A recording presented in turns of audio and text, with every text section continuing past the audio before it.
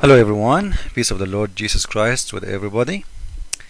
My topic today is the Satanic Verses in the Quran. And before I talk about the Satanic Verses, I wish Mr. Salman Rushdie he will hear my video, if he did hear it ever. Uh,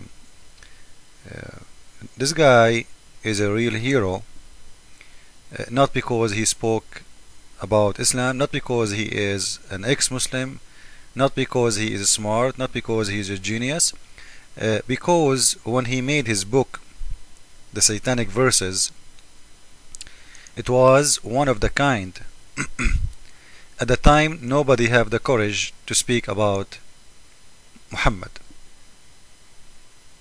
You know, today maybe many, they can write books, many they can say things, but how many really at his time they can say what he said?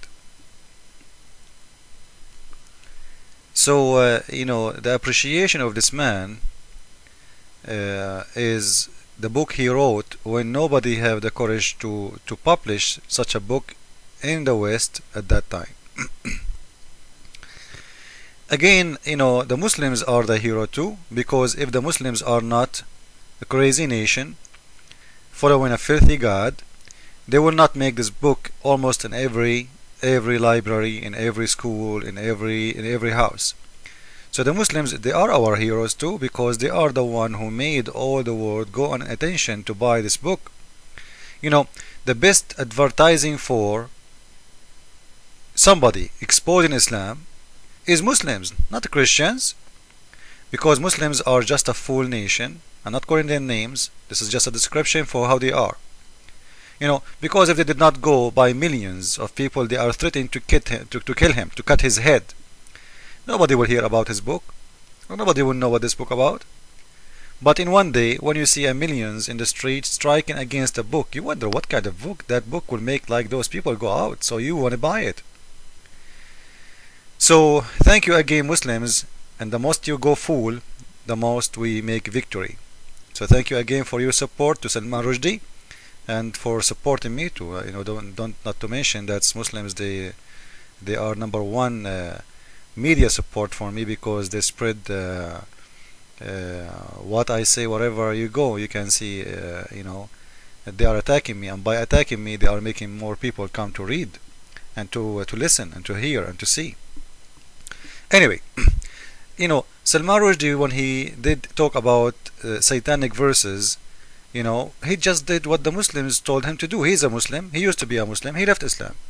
But always if you talk to Muslims, they say to you, go and read the Quran. Brother, go and read the Quran. It's an amazing book. Okay, when we read the Quran, they get upset. Read the Quran or not to read the Quran? What do you want us to do? When this guy, he did read your Quran and he mentioned what is written in your Quran, you get upset. He did not add one word for what is written in your book. Isn't it weird? Those people, they are really, they send you the Quran for free.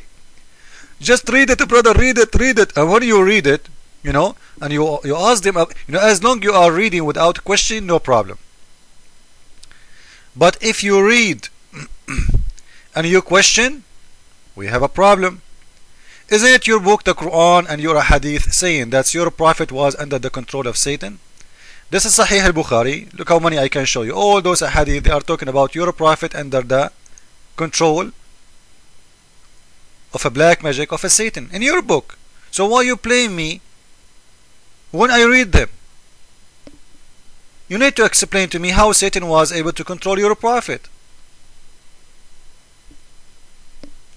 This is Sahih Bukhari, hadith number 2939. The prophet, according to Aisha, this is a very accurate hadith, the book of Al-Jizya, the prophet, as Aisha she is saying, he was under the black magic.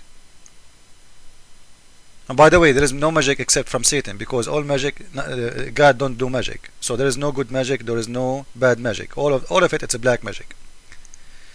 And this is according to Islam, not to me.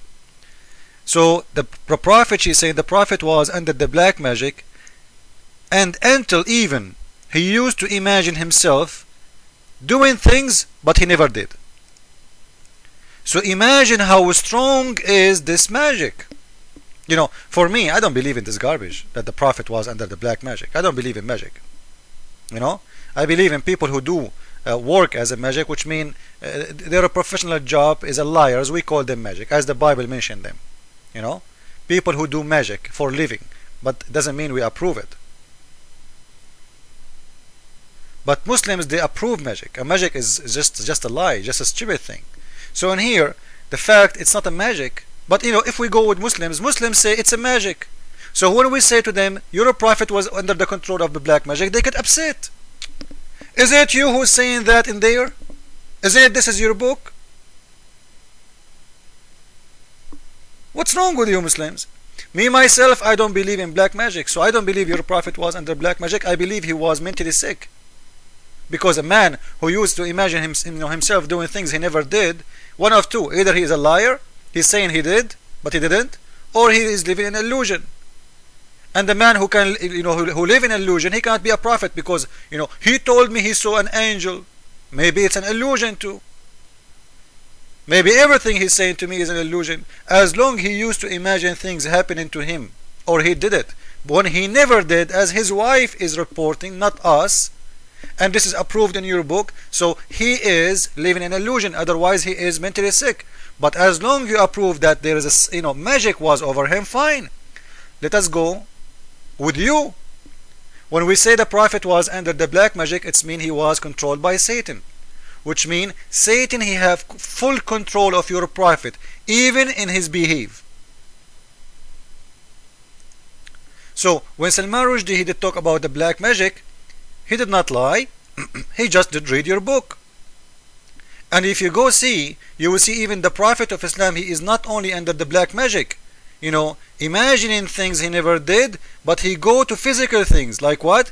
Imagine this guy, he imagined himself having sex with all his wives, but he never did. So he is living in a deep illusion. Like, a man, he have 11 or 13 wives. How you can imagine that you have slept with them all when you did not? What kind of mentally problem you have? This is Sahih al-Bukhari, the book of polite, hadith number 5603. This is the Prophet wife saying that the Prophet used to imagine himself he did bang bang to his wives, but he never did.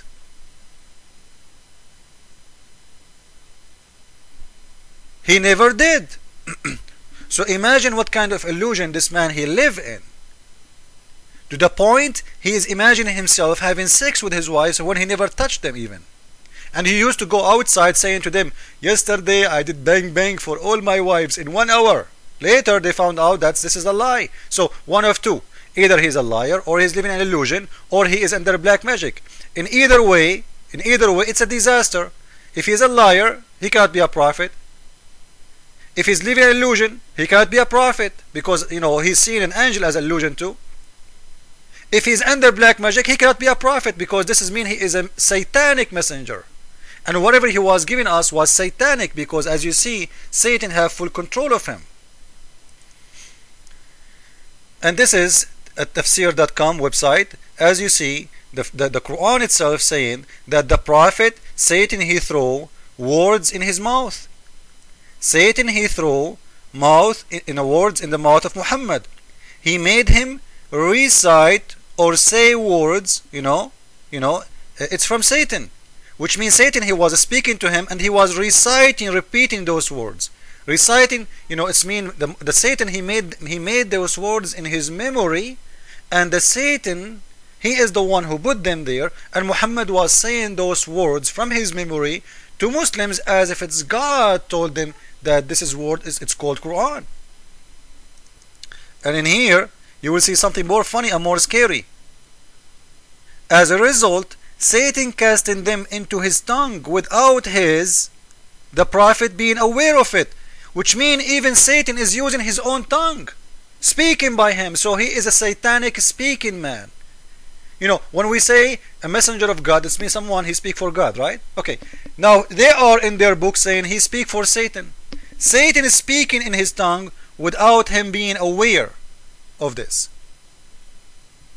I will make second video, please follow with me. So those two videos, they will complete each other. Please follow with them, okay? I will continue in the second video. Thank you all.